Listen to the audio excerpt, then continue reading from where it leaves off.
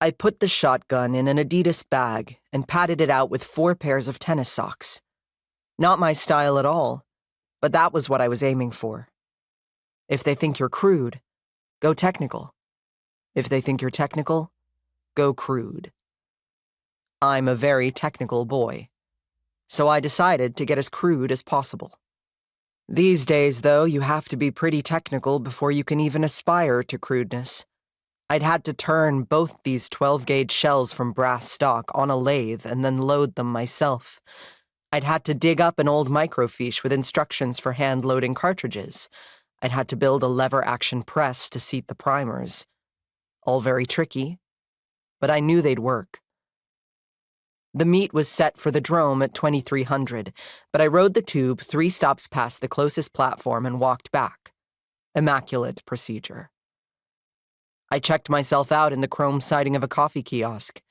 Your basic, sharp-faced Caucasoid with a ruff of stiff, dark hair. The girls at Under the Knife were big on Sony Mao, and it was getting harder to keep them from adding the chic suggestion of epicanthic folds. It probably wouldn't fool Ralphie Face, but it might get me next to his table. The drome is a single, narrow space with a bar down one side and tables along the other, thick with pimps and handlers and an arcane array of dealers. The magnetic dog sisters were on the door that night, and I didn't relish trying to get out past them if things didn't work out. They were 2 meters tall and thin as greyhounds. One was black and the other white. But aside from that, they were as nearly identical as cosmetic surgery could make them. They'd been lovers for years, and were bad news in a tussle. I was never quite sure which one had originally been male.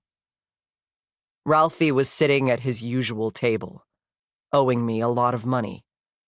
I had hundreds of megabytes stashed in my head on an idiot/savant basis, information I had no conscious access to.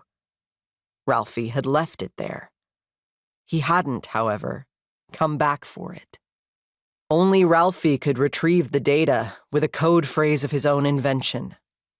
I'm not cheap to begin with, but my overtime on storage is astronomical, and Ralphie had been very scarce.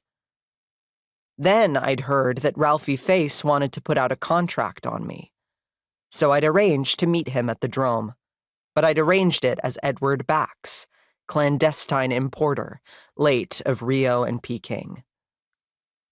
The drome stank of biz, a metallic tang of nervous tension. Muscle boys scattered through the crowd were flexing stock parts at one another and trying on thin, cold grins, some of them so lost under superstructures of muscle graft that their outlines weren't really human. Pardon me, friends. Just Eddie Bax here.